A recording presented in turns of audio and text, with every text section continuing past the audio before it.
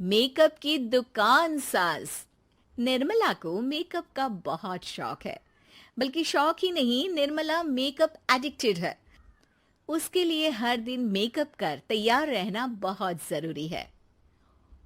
ओ पति परमेश्वर, मेरा फेस पाउडर कहाँ है? कहीं अपनी भेड़ी शक्ल ठीक करने तो नहीं ले गए? मतलब उस पाउडर से सब यही करते हैं? हैं? मतलब क्या है तुम्हारा? मुझे भेड़ी शक्ल की बोलते हो? अरे ये तो तुम ही बोल रही हो, मैंने तो पाउडर के लिए बोला था। हाँ हाँ, सब जानती हूँ। मेरी सुंदरता से किलसते हो तुम। उसे मेकअप बोलते हैं। अरे कभी उसके बिना बाहर निकल कर देखो, खुद का बेटा तक पहचानने से मना कर देगा। निर्मला भड़कते हुए आगे कुछ बोलने ही वाली होती है कि तभी उसकी बहू माला कमरे में आ जाती है। अरे नहीं नहीं नहीं नहीं, गुस्सा नहीं मम्मी जी। गुस्से से मेकअप की ऐसी तैसी हो जाएगी, चेहरे पर झुर्रियां पड़ेंगी सो अलग। हाँ सही बोल रही हो। मुझे ना इस बेवकूफ इंसान पर ध्यान ही नहीं देना चाहिए।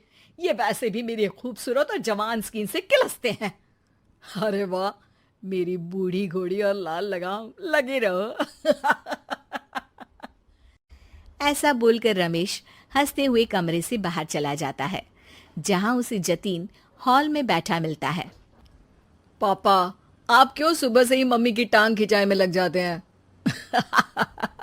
मजा आता है बेटा। आज अगर बहू नहीं आती ना तो वार तो फिक्स थी। वैसे तुम यहाँ बैठे क्या गप्पे लड़ा रहे हो? ऑफिस नहीं जाना?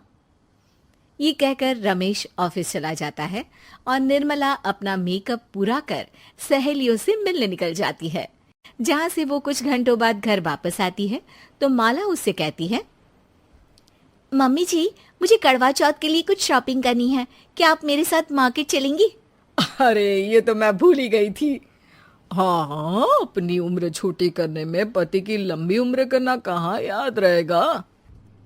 अब बहू, मुझे ना तुमसे ज्यादा शॉपिंग करनी है। कुछ देर रुको, मैं तैयार होकर आती हूँ।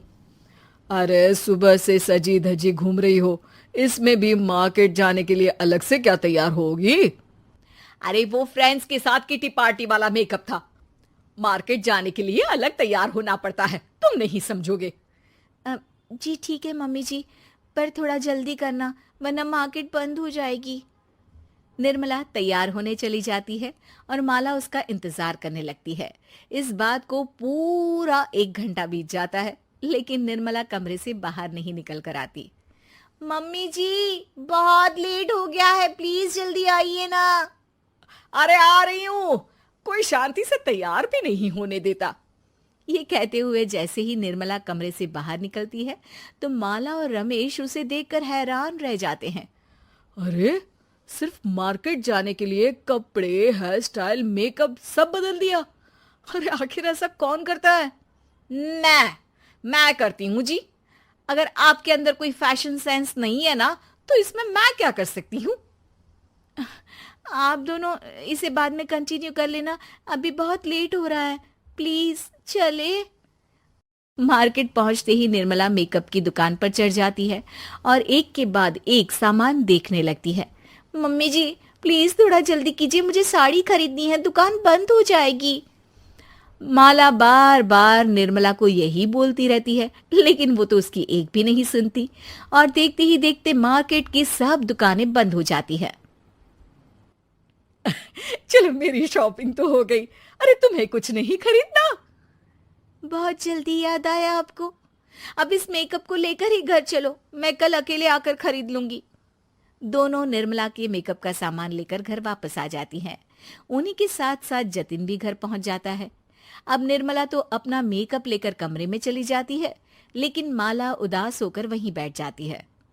अरे शॉपिंग से वापस आई औरत को ऐसे उदास बैठे तो पहली बार देख रहा हूँ। क्या हुआ डार्लिंग? माला उन्हें मार्केट में हुई सारी बात बताती है। अब ये ज्यादा हो गया है। मतलब अपने मेकअप के आगे इस औरत को कुछ नहीं दिखता, कोई नहीं दिखता। इसका बस चले तो किसी के मातम पर भी लाली लिपस्टिक लगाए बिना ना जाए। इसका तो कुछ करना पड़ेगा। इतने सालों में तो कुछ नहीं कर पाए, अब क्या करेंगे? अरे साथ दो और देखते जाओ। अब तीनों मिलकर निर्मला को सबक सिखाने की प्लानिंग के साथ कभी उसे मेकअप के साइड इफेक्ट्स वाले वीडियो तो कभी टीवी पर चल रहे मेकअप से हुए स्किन प्रॉब्लम या स्किन कैंसर की न्यूज दिखाने लगते हैं। पर निर्मला पर तो किसी भी चीज का कोई असर नहीं पड़ता। लो, इनके कान पर तो जू तक नहीं रेंगी। Plan flop. अरे अभी नहीं, मेरे पास एक और आइडिया है। अपने पहले वाले प्लान को आगे बढ़ाते हुए वो सब निर्मला के मेकअप में कभी नमक, कभी मिर्च तो कभी मिट्टी मिलाने लगते हैं, जिससे उसे ये भरोसा हो जाए कि उसकी स्किन पर भी मेकअप के साइड इफेक्ट होने लगे हैं। और एक सुबह, रमेश, जतीन, माला, अरे कहाँ गए सब? हाय मर गई मैं, मेरा पूरा मुंह जल रहा है। अरे कोई आओ, बचाओ। क्या हुआ मम्मी जी? अरे पता नहीं, अभी मेकअप करने से पहले तक तो ठीक थी, फिर चिल्लाने लगी। मेकअप, कहीं मेरी स्किन पर कोई साइड इफेक्ट तो नहीं हो गया, या फिर स्किन कैंसर। अरे मेरा मुंह जल रहा है। अरे भगवान, मुझे इससे बचा लो। लाइफ में दोबारा मेकअप का नाम तक नहीं लूंगी। अरे मैं इतनी जल्दी मरना नहीं चाहती। कोई बचाओ मुझे, कोई बचाओ। वो लोग दूध से निर्मला का मुंह धोने लगते हैं, जिसके कुछ देर बाद सारी जलन ठीक हो जाती है। मम्मी, ये तो सिर्फ लाल मिर्च थी, पर आपको भी पता है कि जरूरत से ज्यादा कुछ भी अच्छा नहीं होता। और अगर आपने मेकअप में डूबना नहीं छोड़ा तो फिर स्किन के साथ क्या होगा वो तो आप भी जानती हैं। अरे तौबा मेरी, कैसा मेकअप! सुरुचि ने प्रवचन सुन सुन के प्रतिज्ञा ले ली थी कि अब वो कोई भी पाप नहीं करेगी, सबसे अच्छे से बात करेगी, किसी के साथ बुरा नहीं करेगी। बहू, ये मच्छर तेरे गाल पे कब से बैठा है? अरे काट लिया तो गाल गुलाब की तरह लाल कर देगा। बैठे रहने दो माँ जी, उसे आराम करना होगा। उसने मेरे गाल को अपना घर समझ लिया है, तो मैं उसे बेघर क्यों करूं? अरे ज्ञान की बारिश बाद में करना, अपने गाल का मच्छर हटा ले। मलेरिया हो गया तो तुझे आराम करना पड़ेगा। माँ जी, डेंगू, मलेरिया तो सांसारिक बीमारियां हैं, हमें इनसे ऊपर ही तो उठना है ना। अरे बेटा, इनसे आदमी ऊपर ही उठ जाता है। क्या हुआ? काट लिया। अरे मैंने तो कहा ही था, मार देना था उसको।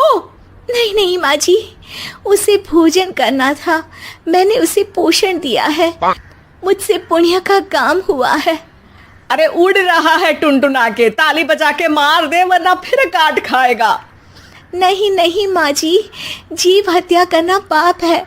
मैंने एक बार व्हाट्सएप पे एक उपदेश पढ़ा था, मच्छर आपको काटे ये उसका जुनून है, उसके बाद आप खुजाओ ये आपका सुकून है, लेकिन कभी मच्छर को मारना मत, क्योंकि उसकी रगों में आपका ही खून है।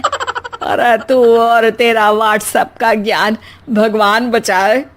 सुरुचि की ये पुण्य करने की आदत से कई बार सुरुचि का नुकसान होता, लेकिन फिर भी वो पाप से दूर रहती। सुरुचि, मेरे सर में जुएं हो गई है, निकाल दोगी? कोई आपको अपने घर से निकाले, आपको अच्छा लगेगा क्या? अरे लेकिन परेशान करती हैं जुएं, दिन भर सर खुजाता रहता हूँ। देखो, इसी बहाने तुम्हारे सर की चंपी हो जाती है। तुम्हें तो जुओं को थैंक यू कहना चाहिए। तभी बाहर से ससुर जी की आवाज आती है। बहू, बहू। अभी आई बाबूजी। बेटा सुनो, ये देखो चाय में ना मक्खी तैर रही है, दूसरी चाय ले आओ, जाओ। ला दूंगी, पर मक्खी मत हटाइएगा। अरे क्यों बेटा? मक्खी चाय का सेवन कर रही है, अच्छा थोड़ी ना लगेगा आप बीच में अडंगा डाल देंगी तो। आपको अच्छा लगेगा क्या अगर कोई आपकी चाय छीन ले? अरे पर निकालूंगा नहीं तो मक्खी मर जाएगी बेटा। नहीं नहीं बाबूजी, आप उसे पीने दीजिए, पीकर उड़ जाएगी। लेकिन बाबूजी मक्खी के साथ ही चाय पी जाते हैं। ये क्या किया बाबूजी? अरे मक्खी सिर्फ चाय ही क्यों पिए, आज सुबह मैंने मिठाई भी खाई है, पेट में ही है, वो पेट में चाय भी पीती रहेगी और मिठाई भी खाती रहेगी। सुरुचि को समझ में नहीं आता कि वो बाबूजी के इस कारनामे पर क्या जवाब दे। वो सास के पास जाती है। सास के हाथ में एक खटमल मारने की दवाई है। माँ जी, आपके हाथ में ये क्या है? अरे बेटा, तू तो बीए पढ़ी है, इतना तो पढ़ने में आया ही होगा कि ये खटमल की दवाई है। माँ जी, आप क्यों मार रही हैं खटमल? मत मारिए माँ जी, आप अपनी नींद के लिए खटमलों को हमेशा के लिए सुला देना चाहती हैं। अरे अब चुप भी हो जाओ देवी, पुरानी दवाई है, एक्सपायर हो गई है, फेंकने जा रही हूँ, नहीं मार रही हूँ खटमल। और वैसे भी खटमल से ज्यादा तो तूने हमारी नींद हराम कर रखी है। माँ जी, पुण्य करना चाहिए, आपको तो ज्यादा करना चाहिए, आपकी तो उम्र भी हो रही है। अरे उम्र से याद आया, बैंक में जाकर जन्म तारीख सही करवानी है, तैयार हो जा, कल स्कूटी चला के ले जाना मुझे। अगले दिन सास घर से निकलने से पहले दही शक्कर खा रही है और जल्दी जल्दी में हाथ नहीं धोती। बहू स्कूटी निकालती है और सास ताला लगाती है। ताला लगाते वक्त शक्कर के दाने ताले पे रह जाते हैं और दोनों सास बहू हड़बड़ी में घर से बाहर निकल जाती हैं। अच्छा हुआ कि तेरी स्कूटी में सेल्फ स्टार्ट है, वरना तू तो बोलती कि मैं किक नहीं मारूंगी, किक मार दी तो पाप लगेगा। माँ जी, इस तरह मजाक करना भी पाप होता है। दोनों सास बहू बैंक पहुंचती हैं। अभी लंच टाइम है, बाद में आना। अरे भाई साहब, सुन तो लो, करवाना क्या है? अरे जन्म तारीख बदलवानी है, कैसे बदलेगी? अब किसी और तारीख को पैदा हो जाओ। यही चुटकुला आप अपने मैनेजर को भी सुना पाओगे ना?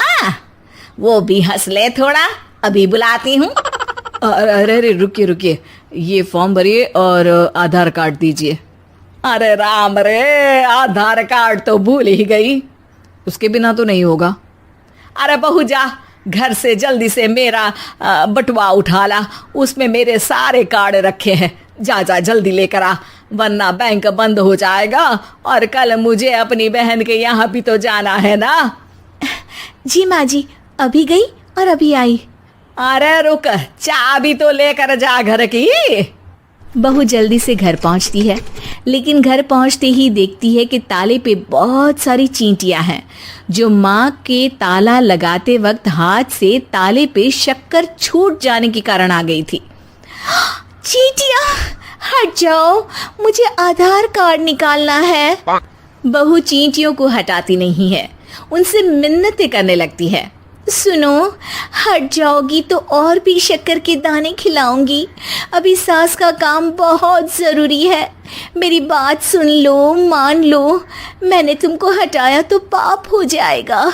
चींटियां कैसे सुरुचि की बातें सुनती जब घर में ही उसकी कोई नहीं सुनता था। शाम हो जाती है पर चींटियां हटती नहीं है। तभी सास वहां ऑटो से आ जाती है। अरे कहाँ रह गई तू, बैंक भी बंद हो गया। माँ जी, ताले पे चींटी। सास पूरा माजरा समझ जाती है और बहू से कहती है, एक बात बता, सोच के देख, अगर मुझे खून की बोतल चढ़ानी पड़ी और उस पर चींटी बैठी हो, तो बोतल से चींटियों को हटा के मुझे बचाएगी या चींटियों को वहीं बैठा रहने देगी? माँ जी, ऐसा होगा ही नहीं। अरे चींटियों को तो मीठा पसंद होता है, खून की बोतल पे तो मच्छर आएगा, क्योंकि खून तो मच्छर पीता है। सास सर पकड़कर बैठ जाती है और रोने लगती है। तभी ससुर जी और सुरुचि का पति भी वहां आ जाता है। अरे रो क्यों रही हो? रहने दो जी, तुमको बताया तो तुम भी रोने लगोगी अपनी किस्मत पर। अगले दिन सास अपनी बड़ी बहन के यहाँ चली जाती है। पति अपना काम कर रहा होता है और सुरुचि उसके पास जाकर कहती है, ये जुए खत्म करने की दवाई है, मैं मालिश कर देती हूँ। अरे लेकिन तुमको पाप नहीं लगेगा? अपनों की खुशी के लिए अगर छोटे मोटे पाप करने पड़े तो वो पाप अच्छे हैं जी।